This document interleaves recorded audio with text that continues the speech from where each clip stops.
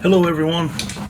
I just wanted to take a minute to talk about the longshoremen strike that's happening on the East Coast. So there's two different organizations, basically, from Texas up to the East Coast is covered by one organization, and I think the West Coast is covered by another. So the one that's on strike, the ILA, is on the East Coast, including Texas, and it's causing disruption from Texas all the way up the East Coast. There's a lot of important ports. Port of Houston's huge, and reports our ships are already backed out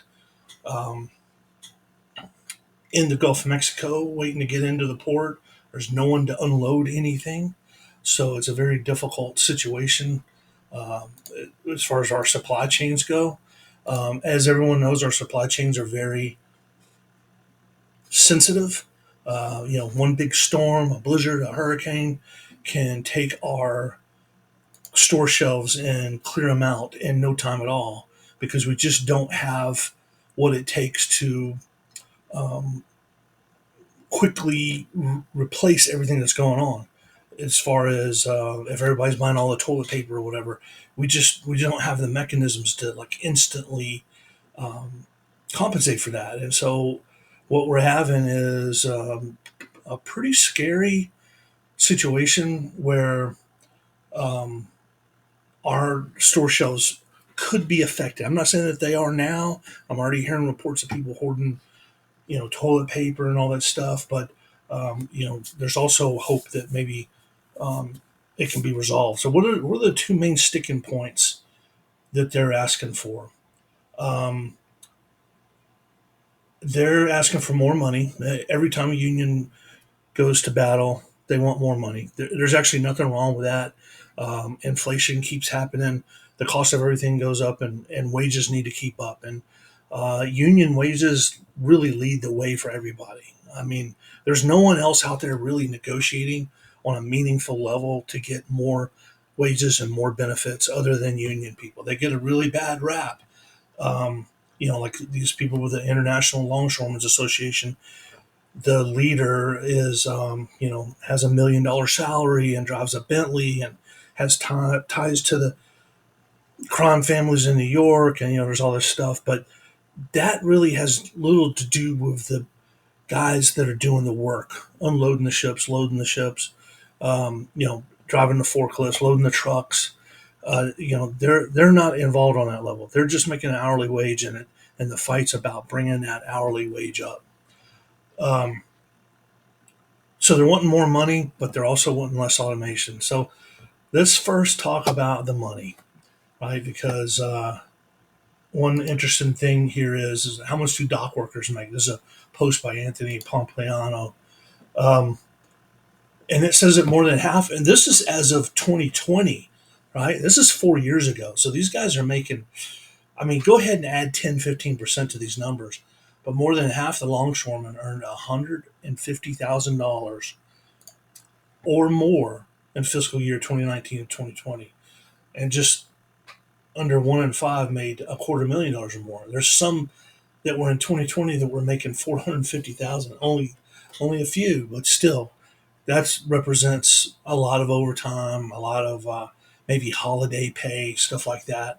But that's showing that these jobs that don't require college degrees and don't require student debt and just require some basic working skills like how to operate a forklift, how to operate in a shipyard, working safely, working smartly. I mean, there's a lot of things that need to be done in order for a busy seaport to function right, and the longshoremen are a key component of that, keeping it flowing, and they deserve the money we're making. But this is just to show you, if you look at it from a bell curve, a couple $100,000 a year is realistic for a longshoreman 4 years ago. So they're probably doing, this same bell curve is probably 225 now, right, for the majority of the workers.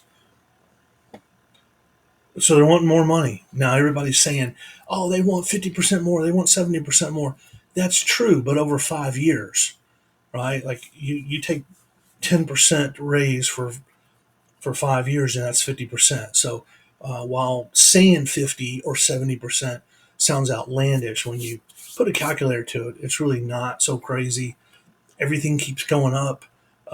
When you raise minimum wages, is a is another reason why unions have to argue for more money for more skilled labor, because when you raise minimum wage or any wage, the cost of everything goes up. It's kind of a lead lag game, right? Like whoever gets the pay increase first sees the prosperity of it, but eventually rent and eggs and cell phones and all that catch up, and the next thing you know, you're behind the curve. And then so for a brief period of time, the guy renting your house to you is ahead of the curve, right? Because he raised the rates, and now he's making more money before he's having to pay those inflated values from the property tax and insurance and stuff. It's a lead lag, and so one thing that's for sure is that it's just going to keep going up unless inflation levels out. And then it's possible that things could slow down, but that's all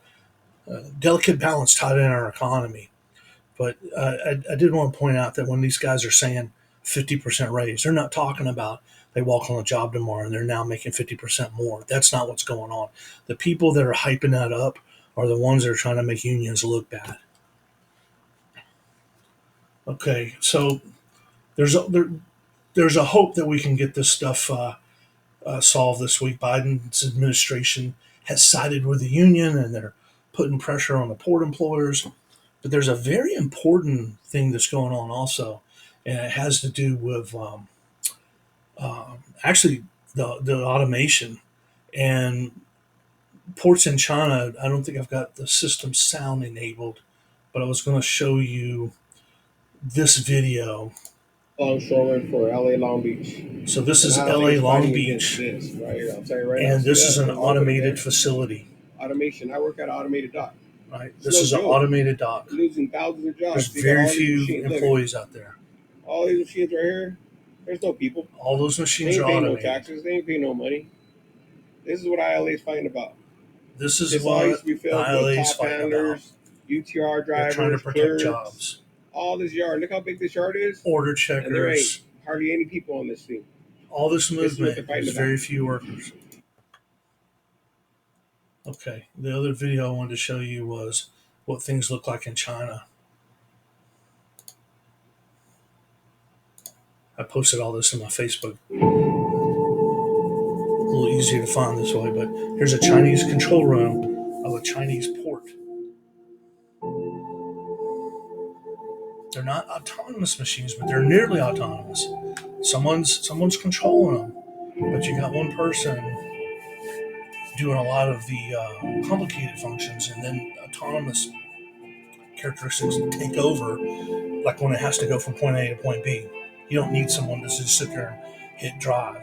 These things can move themselves. All this movement used to have somebody making ILL wages, and now it's automated. And what I'll tell you is, this level of automation, this isn't going anywhere. This is going forward. This is this is not going anywhere. This is just going to get more sophisticated, more technically sophisticated, autonomous functions. There'll be less and less people even controlling it. A decade from now,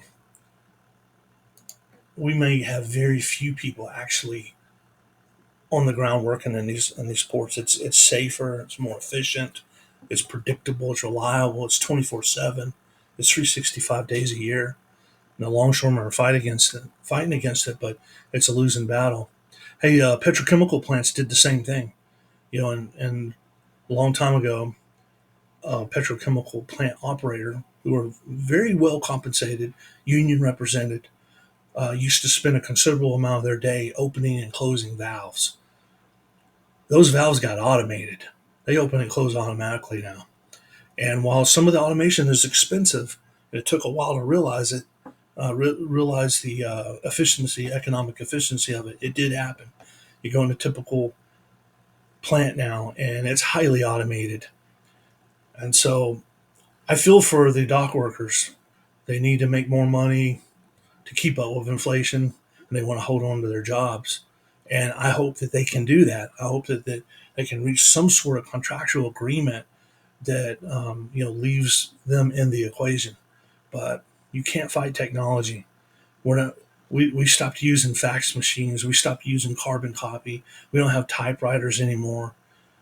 There's just a lot of things in the past are gone, and they're not coming back. And neither is manual operations in these yards.